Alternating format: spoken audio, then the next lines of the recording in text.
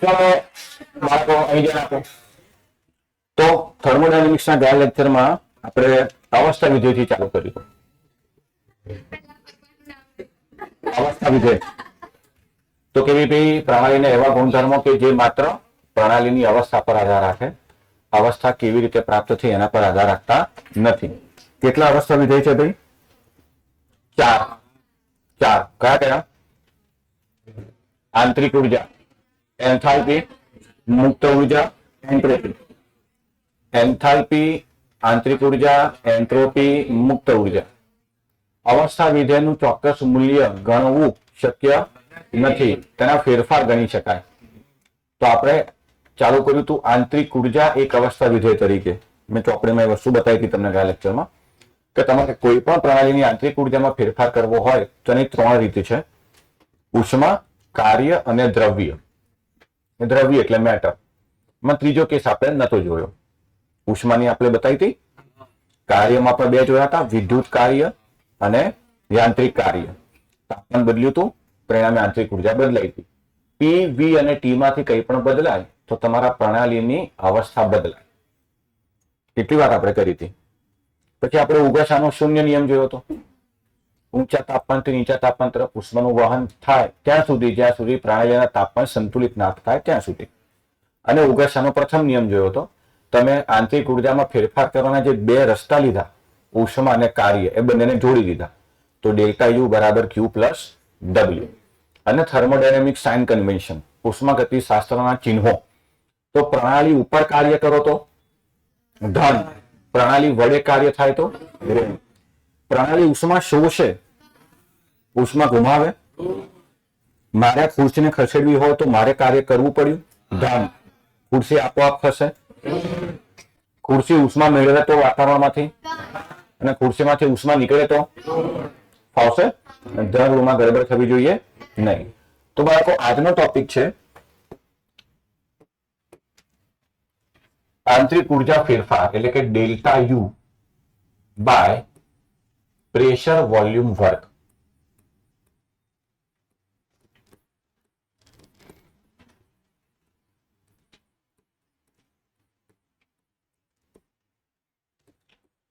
એટલે કે બેટા શુદ્ધ ભાષામાં પીવી વર્ક કહે છે ટૂંકમાં. દબાણ કદ વડે થતું કાર્ય, પીવી વર્ક. સૌથી ઇમ્પોર્ટન્ટ ટોપિક છે બાળકો. તમારી સ્કૂલની એક્ઝામના સવાલ આજના લેક્ચરમાંથી જ આવશે. એક નળાકાર લીધો છે મેં બેટા, સિલિન્ડર.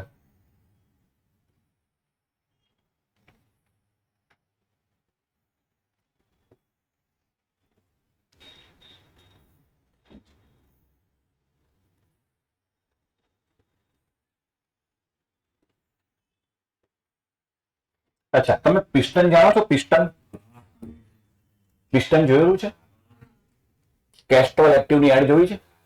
એમાં તમને એન્જિનની અંદર પિસ્ટન આમાં ફરતું બતાવે. હા, એ તમારું ટુ વ્હીલરનું હોય ને, ટુ વ્હીલરનું, એમાં આવા બે સિલિન્ડર આવે એટલે એને 2 સ્ટ્રોક એન્જિન કહેવાય. રિક્ષામાં 3 સ્ટ્રોક એન્જિન કહેવાય. ગાડીમાં તમે સાંભળ્યું હશે 4 સિલિન્ડર કાર. અને આ જે સિલિન્ડરનું જે કદ થાય ને એના આધારે એન્જિનની કેપેસિટી નક્કી થાય. Bullet 350 CC, cubic centimetre. CC નું ફૂલ ફોર્મ ક્યુબિક સેન્ટીમીટર. તો બુલેટમાં એન્જિનની જે ક્ષમતા છે એ આ સિલિન્ડર ના કદથી નક્કી થાય. અને એના ઉપર ટેક્સ બી લાગે. 500 સીસી કરતા ઓછું એન્જિન હોય તેનો ટેક્સ સ્લેબ અલગ હોય, 1000 સીસી કરતા ઓછું અલગ હોય, 1500 સીસી કરતા ઓછું અલગ, 2000 સીસી કરતા ઓછું અલગ, 2000 સીસી થી વધારે હોય તો સૌથી હાઈએસ્ટ ટેક્સ સ્લેબ લાગે. હવે આવું તમને ટુ વ્હીલરમાં જોયું હશે. આ માહિતી માટે કહું છું કે આનો ઉપયોગ એકચ્યુઅલમાં કરવાનો છે આપણે. ફોર વ્હીલરમાં તમે જોયું હશે તો મારુતિ 800, તો એ 800 સીસી. કારની દુનિયામાં સૌથી ગરીબ કાર 800 સીસી થી નાનું એન્જિન હોય જ નહીં. ખ્યાલ? કારના સમાજમાં સૌથી ગરીબ કોણ? મારુતિ 800. અચ્છા, 800 સીસી પછી આવે 1 લીટર એન્જિન. પછી 1 લીટર થઈ જાય. તમે હ્યુન્ડાઈના એન્જિન સાંભળ્યા હોય કદાચ તો. Hyundai venue 1.2 litre turbo charge petrol engine. તો એમાં લીટર થઈ ગયું. 1.5 CRDI ડીઝલ એન્જિન, મારી ગાડીમાં 1.5 TDCI ડીઝલ એન્જિન, હેરિયરમાં 2 લીટર ડીઝલ એન્જિન. તો આ સીસી માંથી લીટરમાં કેમ ના આવી ગયા? કારણ કે બેટા એમાં છે ને 1000 સીસી એટલે 1 લીટર થાય, એટલે 1500 સીસી એટલે 1.5 લીટર થયું. એટલે 1500 સીસી ની જગ્યાએ લોકો શોર્ટમાં શું બોલે 1.5 લીટર. એ બધું આ એન્જિન ની અંદર જે પિસ્ટન આવે ને, અને સૌથી સારા બેટા જે મોંઘી ગાડી હોય ને એમાં V8 એન્જિન હોય, કદાચ તમને સાંભળ્યું હોય તો. 4 પિસ્ટન આમ ભરાયું હોય ને, 4 પિસ્ટન આમ ભરાયું હોય. પિસ્ટનમાં છે 2 ની જોડ આવે, કારણ કે જયારે એક પિસ્ટન નીચે જાય ત્યારે બીજી ઉપર જાય, એટલે અને એની સાથે પેલો શાર્ક જોડેલો હોય. તમે ટ્રકમાં જુઓ તો ટ્રકના પાછળના પેડે જોડે એક સળિયો લાગ્યો ને ગોળ ગોળ ફરતો હોય. હા, એ સળિયો પિસ્ટન જોડે જોડાયેલો હોય. એ પિસ્ટન આમાં ફરે ને, તમે જૂના એન્જિન જોયા હોય ને તો પહેલા એન્જિનના 4 પેડાને એક સળિયાથી જોડી હતા ને આમ ફરતું હતું. હા, તો એમાં આ જ વસ્તુ આમ ઊભી હોય આમ. એટલે 2 પિસ્ટનની જોડ હોય. એક સિલિન્ડર એન્જિન ના ચાલે, કારણ કે જયારે પિસ્ટન ઉપર આવી ત્યારે પાવર બંધ થઈ ગયો, નીચે ત્યારે પાવર આવે જાય એટલે કન્ટિન્યુઅસ પાવર ના પડે. એટલે જોડે બીજી પિસ્ટનને આ રીતે સેટ કરે. ઓટોમોબાઈલ એન્જિનિયરિંગ ભણજો મને યાદ કરજો. એટલે આ નીચે જાય ત્યારે પાવર આવ્યો, હવે આ ઉપર આવે ત્યારે પાવર ગયો, પણ પાછું આ નીચે એટલે પાવર આવે, એટલે કન્ટિન્યુઅસ પાવર જનરેશન થયા કરે. અને તમે ક્લચથી કંટ્રોલ કરી લો, જયારે ઉભા રહેવાનું ત્યારે ક્લચ દબાવી દો. તો એ પિસ્ટન જે છે ને એ મૂળ બધું થર્મોડાયનેમિક્સ લાગે. એક શબ્દ આવે છે કાર્નોટ એન્જિન, એ ફિઝિક્સમાં આવશે. થર્મોડાયનેમિક્સ, ફિઝિક્સ, કેમેસ્ટ્રીમાં બંને આવશે. તો પિસ્ટન બેટા મૂળ રીતે એક મિકેનિકલ ડિવાઇસ છે જે તમારા સિલિન્ડરમાં તમારી જરૂરિયાત પ્રમાણે ઉપર નીચે હલન ચલન કરી શકે. અને એવું ધારી લઈએ કે આ પિસ્ટનને આ સિલિન્ડરની સપાટી સાથે ઘર્ષણ થતું નથી, મતલબ ઘર્ષણ રહિત પિસ્ટન છે. હકીકતમાં એવું હોય નહીં, ઘર્ષણ થાય જ, અને એના માટે આપણે ઓઇલ પુરાઈએ છીએ. એન્જિન ઓઇલ અલગ આવે, દર 3-4 મહિનાની સર્વિસ કે દર 5000 કિલોમીટર તમને કહેશે હવે એન્જિન ઓઇલ પુરાવવું પડશે. એ એન્જિન ઓઇલ ભરાવો ને બેટા એટલે આ ઘર્ષણ ઓછું કરે. એન્જિન ઓઇલ પતી ગયું તો તમારા એન્જિનમાંથી ખટખટ અવાજ આવ્યા કરે. હા, તો આપણે એવું ધારી લઈએ છીએ કે આ પિસ્ટન જે છે ને એ ઘર્ષણ રહિત છે. કેવું છે બેટા? ટૂંકમાં આ પિસ્ટન તમે અહીંયાથી ધક્કો મારીને આમ ઉપર નીચે કરી શકો. ક્લિયર? હવે આ પિસ્ટનની અંદર મેં આદર્શ વાયુ ભરેલો છે. શું ભરેલો છે? આદર્શ વાયુ એટલે સાહેબ શું, અમને નહીં ખબર. તો એવો વાયુ જે આદર્શ હોય, અને હકીકતમાં એવો કોઈ વાયુ ના હોય જે આદર્શ હોય. આ વૈજ્ઞાનિકોની કલ્પના છે. આ રૂમમાં હવા છે, એટલે કે વાયુ છે. વાયુના એક કણો છે કે ઘણા બધા? એ ઘણા બધા વાયુના કણો જે આપણને દેખાતા નથી એ બધા શું અસ્તવ્યસ્ત ગતિ કરી રહ્યા છે? બધા અણુઓની ગતિ એક સરખી છે કે અલગ અલગ? કોઈ ઝડપી દોડતું હશે, કોઈ ધીમું દોડતું હશે. બધાની ગતિ સરખી હોતી નથી. તો બધા વાયુના કણો અલગ અલગ ગતિમાં આમ તેમ દોડે છે. આમ તેમ દોડતા શું એકબીજાને અથડાશે? અચ્છા, એ પાતળી દિવાલને પણ અથડાશે. તો વાયુના અણુઓ પાતળી દિવાલને અથડાય ને એટલે આ દિવાલ ઉપર દબાણ ઉત્પન્ન કરે. એને કહેવાય વાયુ દ્વારા લાગતું દબાણ. એ અવગણી શકાય એવું હોય, પણ લાગે ખરું. અહીંયા વાયુ અથડાતા દિવાલને શું દિવાલ પડી જવાની છે? એટલું જોરદાર દબાણ લાગે છે. તમારી મારી ઉપર દબાણ લાગે છે. વાતાવરણનું દબાણ કહેવાય એને. એક વાતાવરણ હોય તો આદર્શ વાયુ એટલે વૈજ્ઞાનિકોની એવી કલ્પના કે એમાં પારસ્પરિક અથડામણો નથી. એવો હકીકતમાં કોઈ વાયુ છે? તો બેટા સમજો કે મારે તમને બધાને મોટિવેટ કરવા હોય ને તો તમારે આમાંથી કોઈ એકને પકડીને ઉભો કરી દઉં. જો આદર્શ વિદ્યાર્થી છે, આના જેવા બનો, 98 માર્ક લાવે છે, રોજ 8 કલાક ભણે છે. હકીકતમાં આદર્શ એ નથી. ઘરે જઈને ઇન્સ્ટાગ્રામ એ જોવે છે, રખડપટ્ટી એ કરે છે. પણ મારે તમને કંઈક ઉદાહરણ આપવું તો કોઈક આદર્શ બનાવવો પડે ને. જેમ કે તમે તમારા આદર્શ બનાવ્યા છે Elon Musk, 1 trillion. Elon Musk હકીકતમાં આદર્શ એ નથી. 8 બચ્ચાઓ છે ને. હા જોજો, મને એક્ઝેક્ટ તો યાદ નથી, ભૂલી જાય ને એટલો મોટો આંકડો તો એક જ બે રહી જાય. કેટલી વાર લગ્ન કર્યા છે એને એવું બધું છે, મજાક નથી કરતો.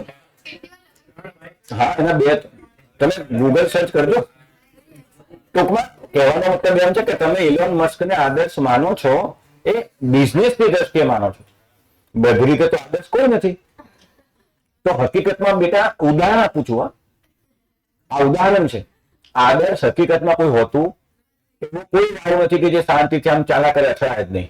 એવું તો ના હોય ને ભાઈ. આ પાત્ર મતલબ આ માની લો એક સિસ્ટમ છે, આ સિસ્ટમમાં માત્ર વાયુના 2 જ કણ હોય, એવું બને ખરું? ઘણા બધા હોય ને તો અથડામણ તો થવાની. પણ હકીકતમાં આદર્શ વાયુ હોતા નથી. તો વૈજ્ઞાનિકોએ કમ્પેર કરવા માટે એક આદર્શ વાયુની કલ્પના કરી છે. અને આદર્શ વાયુ માટે બેટા સમીકરણ લાગે પીવી બરાબર એનઆરટી. આ એકચ્યુઅલમાં પહેલા સિલેબસમાં હતું, હવે નથી આની સાબિતી. તો આદર્શ વાયુ સમીકરણ કયું? પીવી બરાબર એનઆરટી. ફરી બોલ, આદર્શ વાયુ સમીકરણ પી એટલે દબાણ, વી એટલે કદ, એન એટલે મોલ, આર એટલે વાયુ અચળાંક. આની કિંમત અચળ હોય. જેમ પ્લાન્ક અચળાંક અચળ છે, રીડબર્ગ અચળાંક, એવી રીતે આની કિંમત જ્યારે દાખલા ગણીશું એટલે હું તમને કહી દઈશ. ટી એટલે તાપમાન. તો આદર્શ વાયુ સમીકરણ બેટા કોઈ બી બોલે એટલે આ યાદ રહેવું જોઈએ. પહેલાની સાબિતી આવતી હતી, હવે કરવાનો કોઈ મતલબ નથી રહેતો, પણ એની જરૂર પડશે અહીંયા એટલે હું લખી રાખું છું. તો માની લો કે મેં આ સિલિન્ડરની અંદર 1 મોલ આદર્શ વાયુ ભર્યો છે. કેટલો? હવે હું શું કરું છું કે બાહ્ય દબાણ લગાડું છું, એટલે કે પી એક્સટર્નલ, અને આ પિસ્ટનને ધક્કો મારી નીચે ખસેડું છું. અને કલ્પના કરી લઈએ કે આ પિસ્ટન ધક્કો મારીને ખસેડતા અહીં સુધી આવી ગઈ.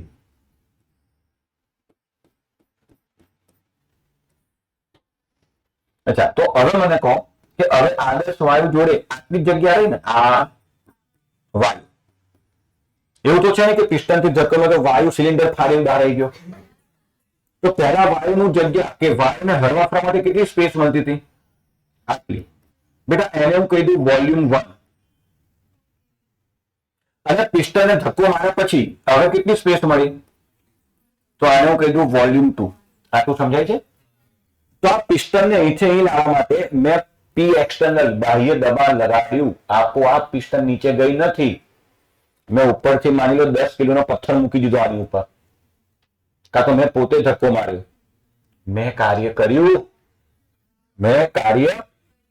અમારે કાર્યનું સૂત્ર ધારવાનું છે કે અહીંયાથી અહીં જવામાં મારે કેટલું કાર્ય કરવું પડ્યું.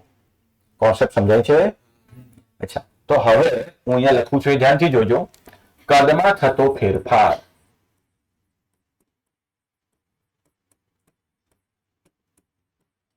બાળકો, ફેરફાર લો. મને તો ગુજરાતી નહીં આવડતી.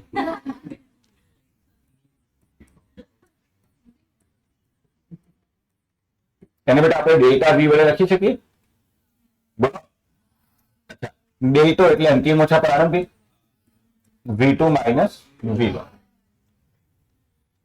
જે સિલિન્ડરના કિસ્સામાં એકચ્યુઅલમાં લંબાઈ થઈ જો હોય, એટલે એકચ્યુઅલમાં ડેલ્ટા વી થશે લંબાઈ ગુણ્યા તેના દ્વારા ઘેરાતું ક્ષેત્રફળ. સિલિન્ડર છે 3D, એટલે એ ક્ષેત્રફળ અને ગુણ્યા કરે ને તો એ તફાવત આવે, એને કહેવાય ડેલ્ટા વી, V2 માઇનસ V1. ખ્યાલ આવ્યો? આ સમજણ પડી? ફરી સમજાવું, ફરી સમજી લો બેટા. પહેલા આટલી લંબાઈ હતી, લંબાઈ શબ્દ વાપરું. હવે આટલી થઈ ગઈ, તો V2 માઇનસ V1 એટલે એકચ્યુઅલમાં લંબાઈ થઈ, અને એ સિલિન્ડરનું ક્ષેત્રફળ ગુણ્યા A, એટલે ડેલ્ટા વી ની જગ્યાએ શું લખાય બેટા? L ગુણ્યા A લખાય. ડેલ્ટા વી ની જગ્યાએ શું લખાય? હવે આગળ જો. બીજું બેટા આપણને ખબર છે કે દબાણ P એટલે કે બળ ભાગ્યા ક્ષેત્રફળ. હા કે ના? તો પિસ્ટન પર લાગતું બળ F બરાબર P ઇન્ટુ A લખાય. P એટલે કયું? બાહ્ય દબાણ. એટલે હું અહીંયા નીચે એક્સટર્નલ લખતો રહું છું. આ P એક્સટર્નલ જે બહાર લાગ્યું એ છે. ઓકે, હવે પ્રણાલી પર થતું કાર્ય. પ્રણાલી પર થતું કાર્ય બેટા, કાર્ય W બરાબર F ક્રોસ D થાય. આ સૂત્ર જાણતા હશો, W બરાબર F ક્રોસ D. અચ્છા, હવે F ની જગ્યાએ આ લખાય, that is P external into D એટલે ડિસ્ટન્સ. હવે આ ફિઝિક્સ નથી. ત્યાં પિસ્ટન અહીંયા હતી, હવે ઊંચકીનું અહીંયા લઈ ગયો, તો પિસ્ટને આટલું અંતર કાપ્યું, એવું નથી. અહીંયા ડિસ્ટન્સ મતલબ પિસ્ટને કેટલી લંબાઈ કવર કરી, ખ્યાલ આવે? શરૂઆતમાં પિસ્ટન અહીંયા હતું, થોડાક સમય પછી અહીંયા આવ્યું, તો મારે લંબાઈ લેવી પડે ડિસ્ટન્સની જગ્યાએ. ડિસ્ટન્સ એટલે ફિઝિક્સ વાળું ડિસ્ટન્સ નહીં, સમજાય છે ને? અચ્છા, એટલે અહીંયા ડી ની જગ્યાએ શું લખાય? એલ, બરાબર ને? ડબલ્યુ બરાબર એફ ક્રોસ ડી, એફ બરાબર પી એક્સટર્નલ ઇન્ટુ એ, અને ડી ની જગ્યાએ એલ, અને એ ઇન્ટુ એલ એટલે ડેલ્ટા વી. તો P external into delta V, આ થયું તમારું ડબલ્યુ. એટલે કે તમે કેટલું કાર્ય કર્યું બેટા એનું સૂત્ર આવ્યું ડબલ્યુ બરાબર P external into delta V. પડી ખબર? તો કાર્ય બરાબર પી ડેલ્ટા વી, ટૂંકમાં કાર્ય બરાબર પી ડેલ્ટા વી. ફરી બોલો, કાર્ય બરાબર પી ડેલ્ટા વી. તો આ સામાન્ય સૂત્ર થયું. હજુ થોડું વિસ્તારમાં સમજીએ છીએ આને. કાર્ય બરાબર, આટલું ક્લિયર છે? પાકું? હવે આ સૂત્ર છે ને બેટા એ વાયુના સંકોચન માટે છે. શેના માટે છે?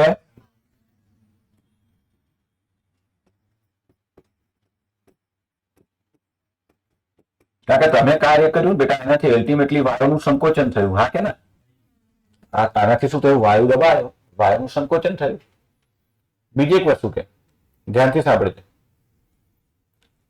અહીંયા પિસ્ટન આપોઆપ નીચે આવી કે મેં કાર્ય કર્યું, તો પ્રણાલી ઉપર કાર્ય થયું તો ધન આવે. પ્રણાલી ઉપર કાર્ય કરો મતલબ ધન આવે. હવે આ સૂત્રમાં ડેલ્ટા વી છે, એટલે કે V2 minus V1. V2 minus V1 ની કિંમત જો ધન આવશે કે ઋણ આવશે? કારણ કે નાની કિંમતમાંથી મોટી વાત કરવાની છે. તો થર્મોડાયનેમિક્સ અનુસાર W ધન આવવું જોઈએ, પણ ગણતરી કરશો તો ઋણ આવશે. તો ઋણને ધન કરવા માટે હું આગળ ઋણ મૂકું છું.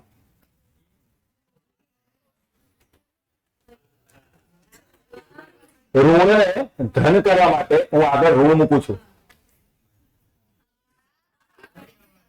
તો વાયુના સંકોચન દરમિયાન પ્રણાલી પર થતું કાર્ય W બરાબર માઇનસ પી ડેલ્ટા વી.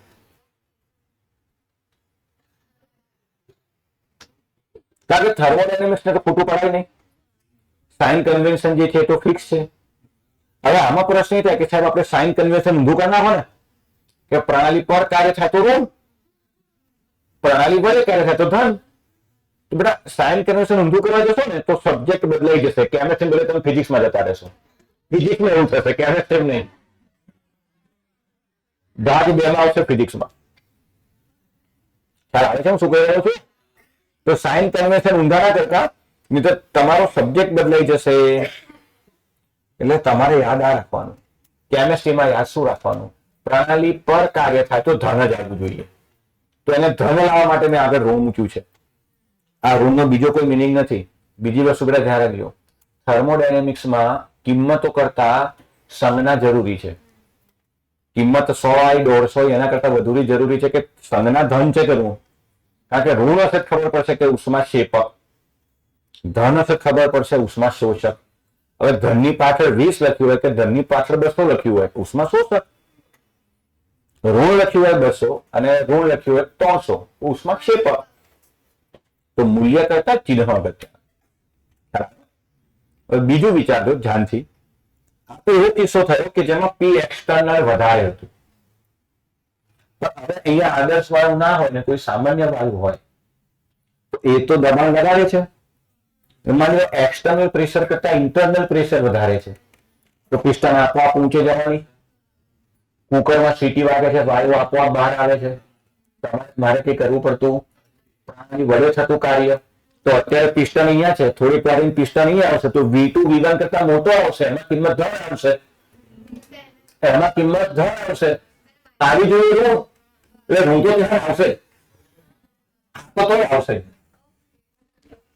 પ્રણાલી વડે કાર્ય થાય તો ઋણ થવું જોઈએ. તો એ કિસ્સામાં ડેલ્ટા બી ધન આવશે, તારે પાછું આગળ ઋણ તો લગાડવું જ પડશે. પણ એને કહેવાશે વાયુનું વિસ્તરણ. એને શું કહેવાશે?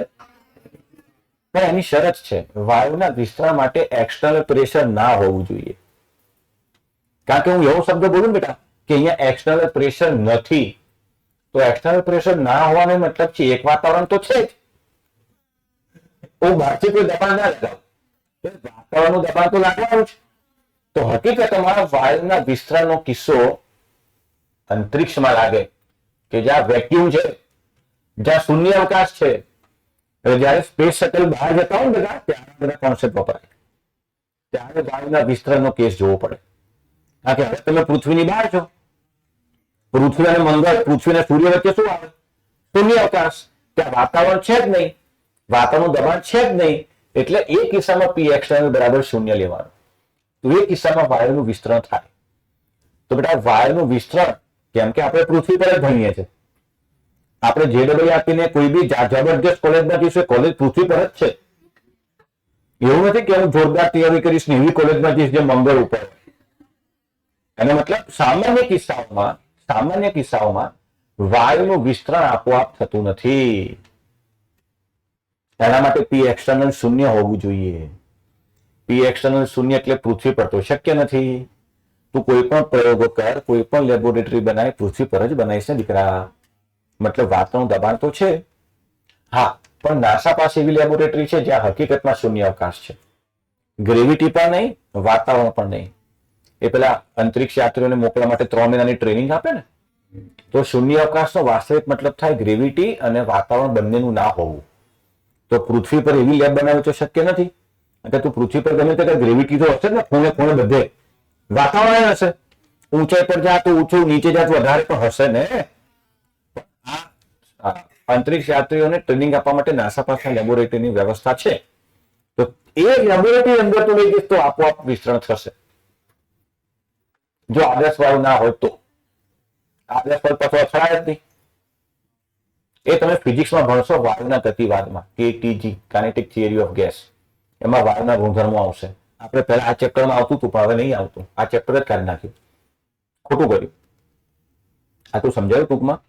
તો W બરાબર P ડેલ્ટા V, આગળ ઋણ ચિહ્ન દર્શાવે છે કે પ્રણાલી વડે કાર્ય થાય છે, જે ધન હોવું જોઈએ એટલે ઋણ મૂકેલું છે. આગળ જવા દો કે કંટાળી ગયા? હજુ તો ચાલુ કર્યું છે. એક બીજી વસ્તુની કલ્પના કરી, અને એને કહેવાય છે બેટા પ્રતિવર્તી અને અપ્રતિવર્તી પ્રક્રમ. પ્રક્રમ ગયા લેક્ચરમાં તો જોયા હતા, સમતાપી પ્રક્રમ, તાપમાન અચળ, સમદાબી પ્રક્રમ, દબાણ અચળ, સમકદી પ્રક્રમ, કદ અચળ, સમોષ્મી પ્રક્રમ, ઉષ્મા અચળ. પણ હવે આવે છે પ્રતિવર્તી અને અપ્રતિવર્તી પ્રક્રમ. શબ્દ પરથી ખબર પડે, એવું પ્રક્રમ કે જેને રિવર્સ કરી શકાય એ પ્રતિવર્તી, અને એવું પ્રક્રમ જેને રિવર્સ ના કરી શકાય એ અપ્રતિવર્તી. મતલબ એવી પ્રક્રિયા કે જેને તમે ઉલટાઈ શકો, પ્રતિવર્તી. એવી પ્રક્રિયા કે જેને ઉલટાઈ ના શકો એ અપ્રતિવર્તી. મતલબ એકવાર પ્રક્રિયા ચાલુ થઈ તો પૂરી થશે જ, તમે વચ્ચેથી અધવચ્ચેથી પ્રક્રિયાને ફેરવી નહીં શકો. તો મોટા ભાગે કુદરતમાં થતી 99% પ્રક્રિયા અપ્રતિવર્તી હોય. અપ્રતિવર્તી મોટા ભાગની કુદરતી ઘટનાઓ અપ્રતિવર્તી હોય. તારી 10મી વર્ષગાંઠ ગઈ એ ગઈ, જિંદગી ફરી પાછી નહીં આવે. ગઈકાલનો દિવસ ગયો એ ગયો, પ્રતિવર્તી નથી, પાછો નહીં આવે.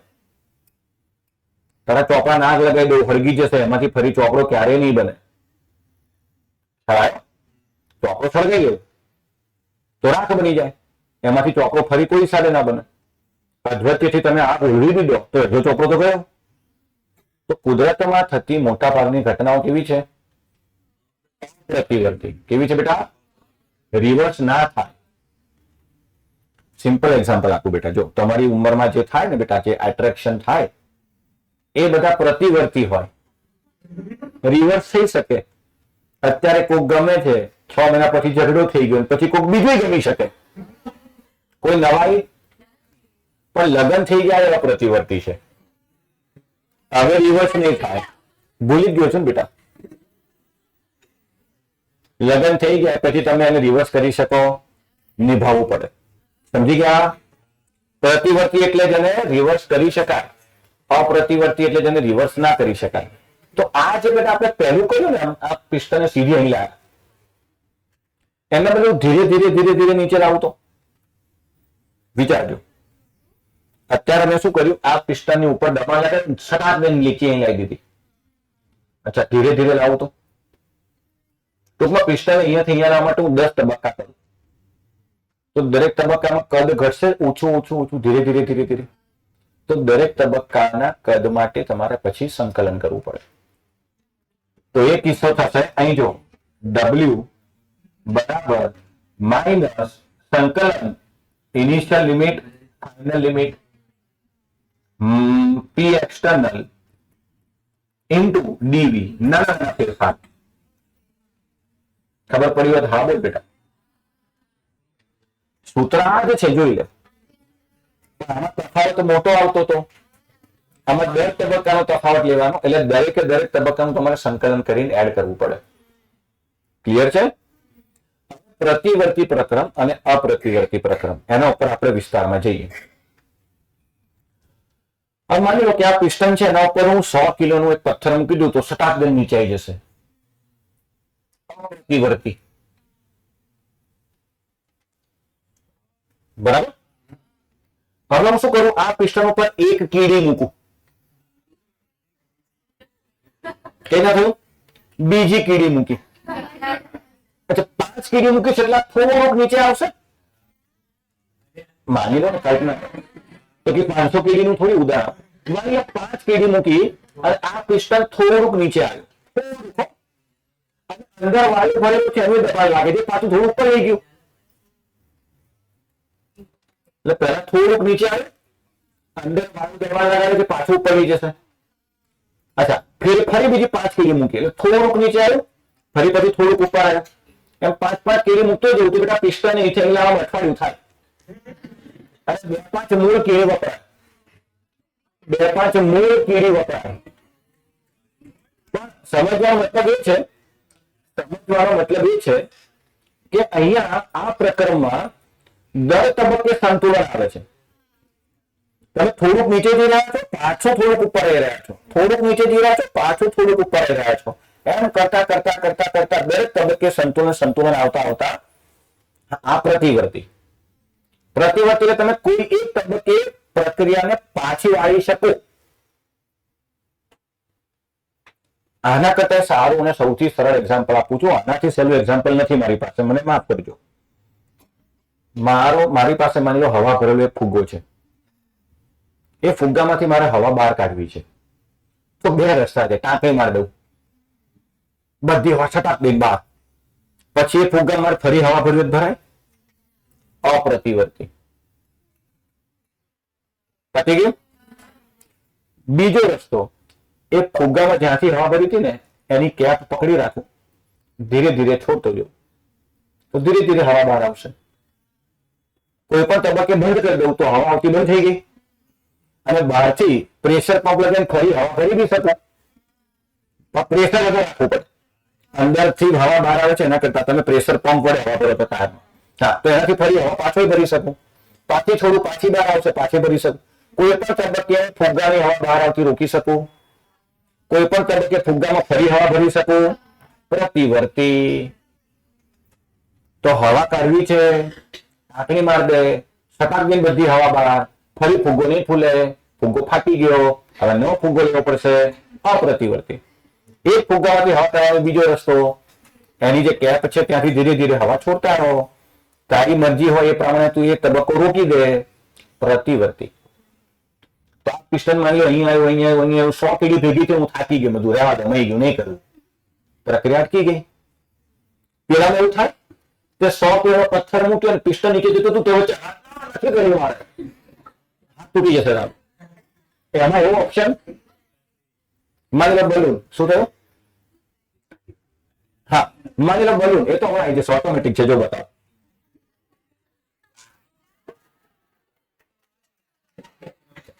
માની લો તમે ફુગ્ગામાંથી હવા કાઢી રહ્યા છો, ટાંકણી મારી દીધી, પછી તો નથી મારવાની હવા પકડ. પ્રતિવર્તી પ્રકરણ દરેક તબક્કે સંતુલનમાં હોય. અપ્રતિવર્તી પ્રકરણ એક જ વારમાં ગયું. આટલું ક્લિયર છે? તો બેટા પ્રતિવર્તી પ્રકરણમાં તમારે બાહ્ય દબાણ અને આંતરિક દબાણ બંને કન્સિડર કરવા પડે. હવે વાયુ દબાવી અને ધીરે ધીરે ઉપર લઈ જાય છે, ઉપરથી બીજું દબાણ લગાડે છે. તો બેટા હવે જે સૂત્ર બનશે ને આવું બનશે, જોજે. W રિવર્સિબલ એટલે કે હવે પ્રતિવર્તી કાર્યનું સૂત્ર ઇઝ ઇક્વલ ટુ માઇનસ સંકલન V1 થી V2 into P internal plus dP into dV. પેલું જે પ્રેશર વાળું સૂત્ર હતું ને અહીંયા જો,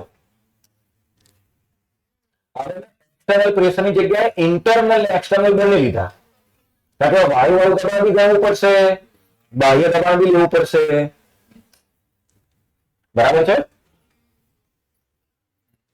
that is equal minus V1 થી V2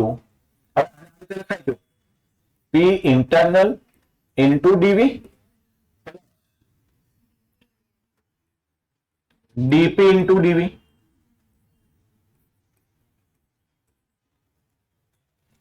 આની જોડે ને એકવાર આની જોડે. બરાબર? અચ્છા, હવે અહીંયા સાઈડમાં જોજે. પરંતુ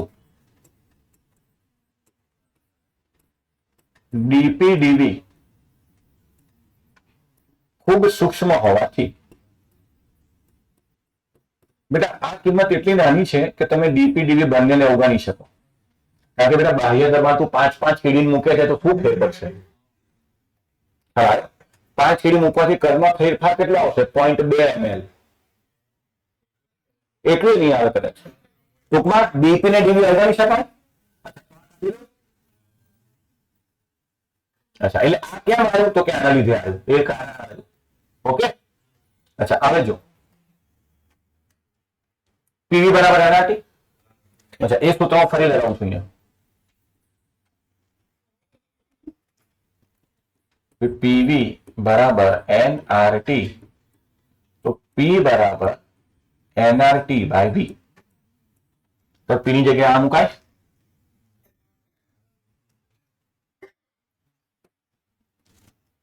That is equal to minus V1 થી V2 P internal ની જગ્યાએ શું લખવાનું? NRT divided by V છે ને, પણ એનું આ રીતે લખવું dV by V. ચાલે કે ના ચાલે? અચ્છા, અચળ રાશિ હોય એનું સંકલન ના થાય, અચળ રાશિ બહાર આવી જાય. વાયુનો મોલ ફિક્સ છે, હમણાં હું બોલ્યો 1 મોલ આદર્શ વાયુ. આ એટલે વાયુ અચળાંક, વાયુ ના બદલાય. તો NRT બહાર માઇનસ NRT સંકલન V1 થી V2 dV by V. dx by x નું સંકલન થાય ln x, તો dV by V નું થાય ln V. તો હું આ સૂત્ર અહીં લખું છું. આ બહુ વચ્ચે વચ્ચે પડશે.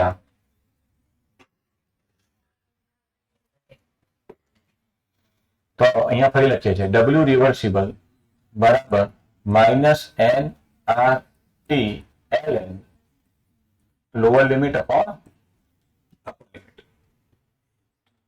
આનું છે બેટા ln V. શું થાય? ln V, natural log of V. Upper limit minus lower limit, અને લોગેરિધમમાં બાદબાકી એટલે ભાગાકાર. લોગેરિધમમાં બાદબાકી એટલે ભાગાકાર. એટલે એક્ચ્યુઅલમાં હતું ln V2 minus ln V1 that is equal to ln V2 by V1.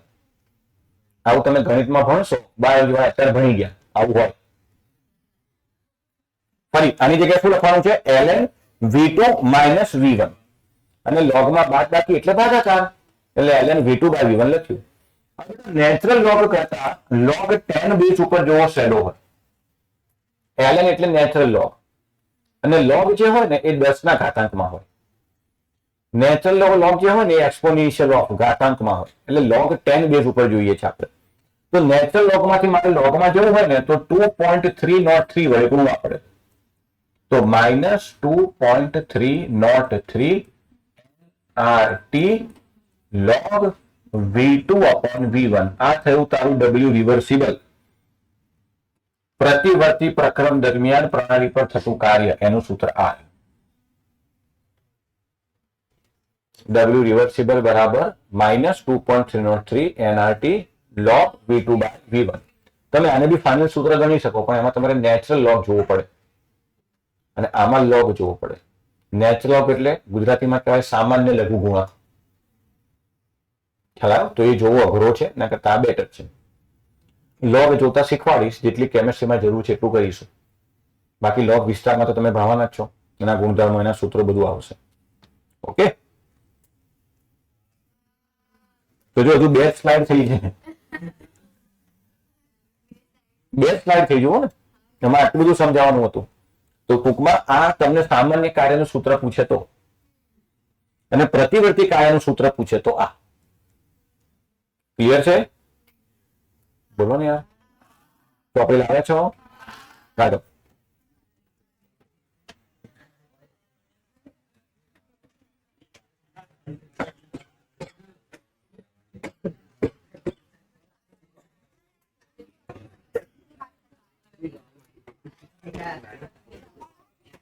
ગઈકાલે જે ભણ્યા એ તો તમે હજુ લખ્યું નહીં હોય, કારણ કે કાલ રાતે ગયા સીધા આજે આવ્યા. નહીં, હવે ટાઈમ છે, હું તમને ગઈકાલનું જે હતું એ તો બતાવ્યું હતું કઈ રીતે લખવાનું છે. મહેરબાની કરજો, નહીતર લોચો થશે બેટા. લખતા રહેજો બરાબર. હા, હવે આપણે અહીં જાઓ પેજ નંબર 140 ઉપર, જ્યાં આપણે ગઈકાલે બંધ કર્યું હતું. લે આ લઈ લે ભાઈ, તું પાછળ જતો આ યાર, અહીંયા છે 140 જ છે ને દીકરા? જૂની ચોપડી છે તમારી? તારી નવી ચોપડી છે? હા, પેજ નંબર 140 જુઓ તો મળ્યું. એમાં આપણે જો છેલ્લે અહીંયા હતા, ઓગસ્ટનો પ્રથમ નિયમ, નિરાળી પ્રણાલીની ઉર્જા અચળ રહે છે, એટલું જોયું હતું.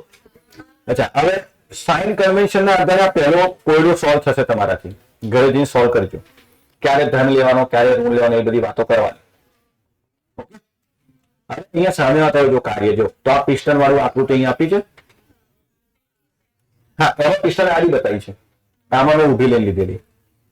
અચ્છા, હવે લક્ષો કહીએ તે ધ્યાનથી જોજો. આ આકૃતિની ઉપરનું વાક્ય છે, ત્યાંથી ચાલુ કરું છું. તમારે ટીક કરવું તો કરતા રહેજો. દબાણ કદ કાર્યને સમજવા માટે આપણું રેડિંગ જો પ્રેશર વોલ્યુમ વર્ક, દબાણ કદ કાર્ય, બરાબર. તો પહેલો પેરેગ્રાફ છોડી દો, નીચે જુઓ. દબાણ કદ કાર્યને સમજવા માટે આપણે એક નળાકારને ગણતરીમાં લઈએ, જેમાં 1 મોલ આદર્શ વાયુને ઘર્ષણ રહિત પિસ્ટન વડે ફિટ કરેલો છે. ઘર્ષણ રહિત શબ્દ પર ભાર મૂક્યો તો. વાયુનું કુલ કદ VI. હવે ચોપડીમાં બેટા અહીંયા V1 ના બદલે VI લખે છે. I એટલે ઇનિશિયલ અને F એટલે ફાઇનલ. તો ચોપડીમાં VI અને VF હશે, તમારે લખવો તે લખજો, આ લખવો તો આ લખજો. સ્કૂલમાં બી જે લખશો એ ચાલશે. વાયુનું કુલ કદ V1 અને વાયુનું અંદરનું દબાણ P છે. આ વખત P ઇન્ટરનલ નથી લખતા, અંદરનું દબાણ P ઇન્ટરનલ એટલે વાયુનું દબાણ. બહારનું લખે છે P એક્સટર્નલ. જો બાહ્ય દબાણ Px હોય, લખ્યું છે P એક્સટર્નલ, જે PI કરતા વધારે છે. અંદરનું જે દબાણ છે એના કરતા બહારનું દબાણ વધારે છે, તો જ પિસ્ટન નીચે આવે દીકરા. તો આપણે અહીંયા એવા કિસ્સાની વાત કરતા હતા કે જેમાં વાયુનું દબાણ PI હોય, એના કરતા બાહ્ય દબાણ વધારે હોય, તો જ ધક્કો લાગે. તો એ લખ્યું છે અંદર, પિસ્ટન અંદરના ભાગમાં ખસશે જ્યાં સુધી અંદરનું બાહ્ય દબાણ PX જેટલું નહીં થાય. બંનેનું દબાણ સરખું થાય તો બંધ થઈ જશે. આ ફેરફાર એક જ સોપાનમાં પ્રાપ્ત થયેલ છે. એક જ સોપાન એટલે એક જ વખતમાં, બીજો કોઈ તબક્કો લીધેલો નથી. અને અંતિમ કદ આપણે V2 લખ્યું છે. આ સંકોચન દરમિયાન ધારો કે પિસ્ટન L જેટલું અંતર ખસે છે અને પિસ્ટનનું ક્ષેત્રફળ A હોય, તો જો કદમાં ફેરફાર મેં આ રીતે લખ્યું છે, એમાં બી એવું છે. જો L into A is equal to delta V is equal to V2 minus V1. Okay. અચ્છા, એના પછી દબાણ બરાબર I. અચ્છા, એના પછી W બરાબર F cross D આવ્યું, પછી Px into V delta V minus માં આવ્યું છે.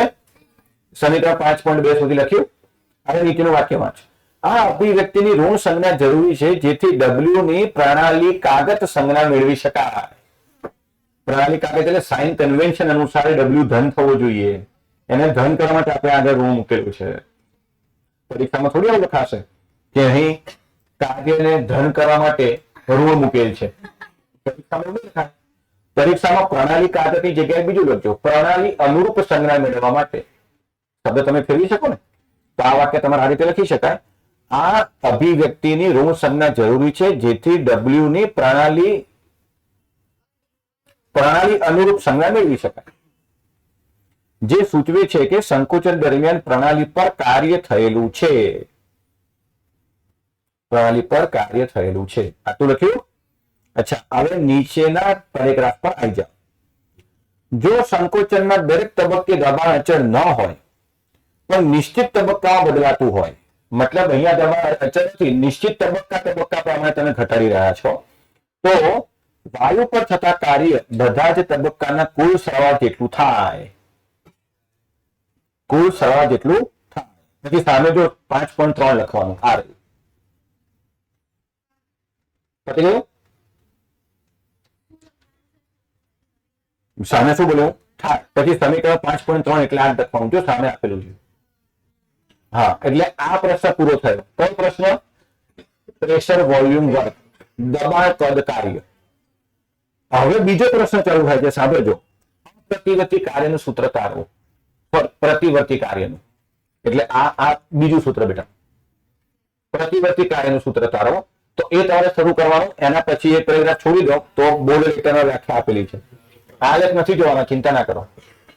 આલેખની ઉપર બોર્ડ લેટરમાં વ્યાખ્યા આપેલી છે. એ વ્યાખ્યામાં તમે એક જ શબ્દ થોડું ઉપર નીચે કરજો, બાકી વ્યાખ્યા સમજી લો શું કે છે. એ પ્રક્રમ અથવા ફેરફાર ત્યારે જ પ્રતિવર્તી કહી શકાય જો ફેરફાર એવી રીતે કરવામાં આવ્યો હોય કે પ્રક્રમ ગમે તે ક્ષણે અનંત સૂક્ષ્મ રીતે પ્રતિગામી કરી શકાય. એટલે ધીમે ધીમે તમે નીચે કોઈ પણ તબક્કે તમે એને પ્રતિગામી પાછો બી વાળી શકો. પ્રતિવર્તી પ્રક્રમ ઘણી જ ધીમી રીતે શ્રેણીબદ્ધ સંતુલિત અવસ્થાઓથી આગળ વધે છે. અહીંયા પાછો સંતુલનમાં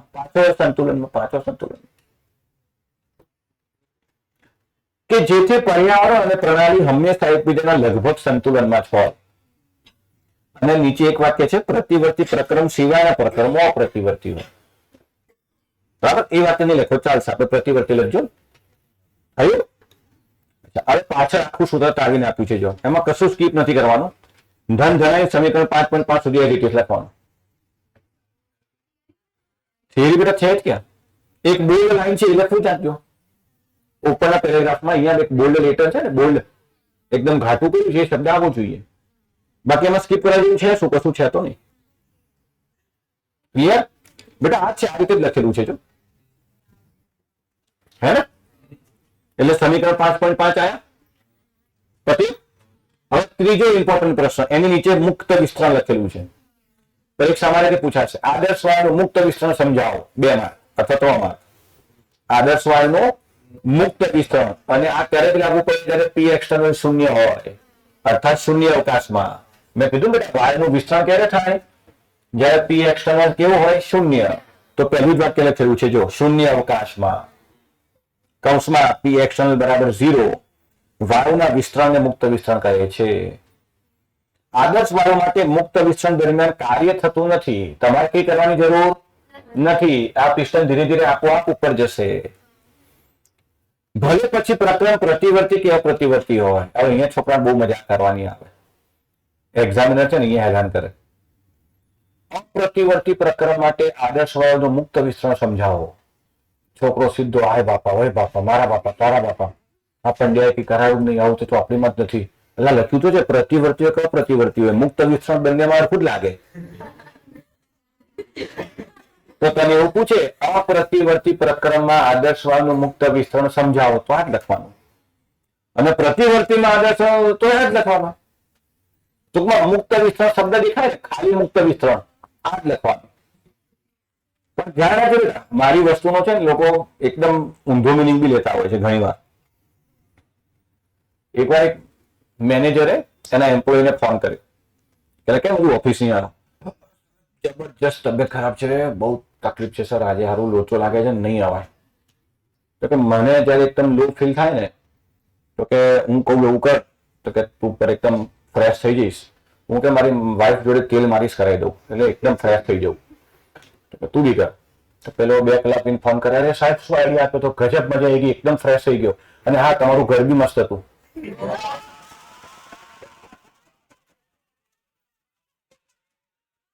ત્યાં તો કયું તેલ માલિશ કરે પેલો કાઢી મુક્ત વાપર્યું હતું.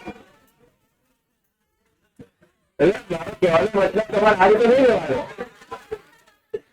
પેલા કીધું કે તું તારી પત્ની જે તેલ માલિશ કરાય.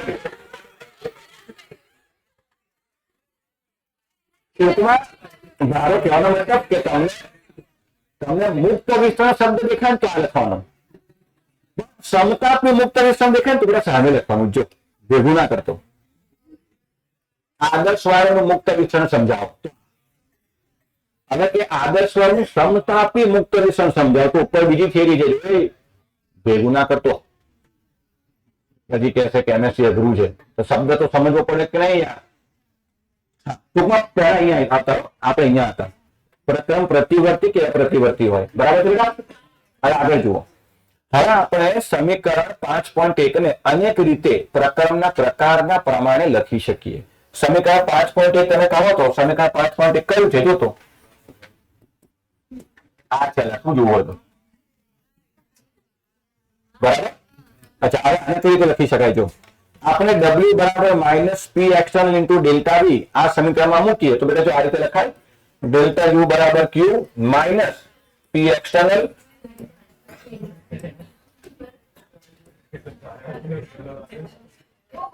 q minus p external into delta v આવું લખાય બેટા.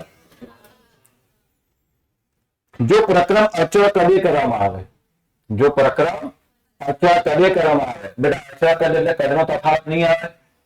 કદનો તફાવત 0 0 ગુણ્યા એ પણ તો ડેલ્ટા યુ બરાબર ક્યુવી. આ મેં તમને ગઈકાલે કીધું તો યાદ કરો. અચળ કદે થતો ઉષ્માનો ફેરફાર એ જ આંતરિક ઉર્જા ફેરફાર. ગઈકાલે કીધું કે સાબિત થયું અને નીચે લખેલું છે. હવે સામે આવી જાઓ. આદર્શ વાયુનું સમતાપી અને મુક્ત વિસ્તરણ સમજાવો. બે અલગ અલગ પ્રશ્ન છે. તો આદર્શ વાયુ બેટા જો તાપમાન સમાન કરી નાખો ને તો બધું શૂન્ય થઈ જાય. શું થઈ જાય? જો એમાં લખ્યું છે W શૂન્ય, ડેલ્ટા યુ શૂન્ય, કાર્ય શૂન્ય, પી એક્સટર્નલ શૂન્ય, બધું શૂન્ય લખ્યું છે. જો આદર્શ વાયુના શૂન્ય અવકાશમાં સમતાપી કૌંસમાં t બરાબર અચળ વિસ્તરણ માટે W બરાબર 0 કારણ કે પી એક્સટર્નલ 0, Q બરાબર 0, ડેલ્ટા યુ બરાબર 0.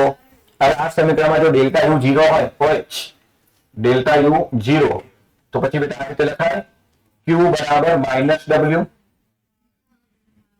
that is equal to minus into minus p external into delta v minus minus plus. તો એ લખેલું છે જો પહેલું સૂત્ર. સમતાપી અપ્રતિવર્તી પ્રકરણ માટે Q બરાબર -W પછી ધન કિંમત લખી છે. એના પછી સમતાપી પ્રતિવર્તી માટે Q બરાબર -W પછી આ સૂત્ર ધન કરીને લખ્યું છે કારણ કે ઋણ ધન થશે ને. એના પછી સમોષ્મી ફેરફાર માટે આપણને ગઈકાલે કીધું હતું ડેલ્ટા યુ બરાબર W એડિયાબેટિક. સમોષ્મી પ્રકરણમાં થતું કાર્ય એટલે જ આંતરિક ઉર્જા ફેરફાર. તો આ ગઈકાલે બોલ્યો તો અને આ પણ ગઈકાલે બોલ્યો તો જે આપણે આજે સાબિત કર્યું. આવડશે? ડિસ્પ્લિન આપું પેરાસિટામોલ પત્તા જરૂર પડશે તો આવશે બેટા. તો આપણે આગળ હવે પહોંચ્યા એન્થાલ્પી ઉપર. બરાબર. એન્થાલ્પી એક નવા અવસ્થા વિધેય તરીકે લખ્યું છે. એન્થાલ્પી એક નવું અવસ્થા વિધેય.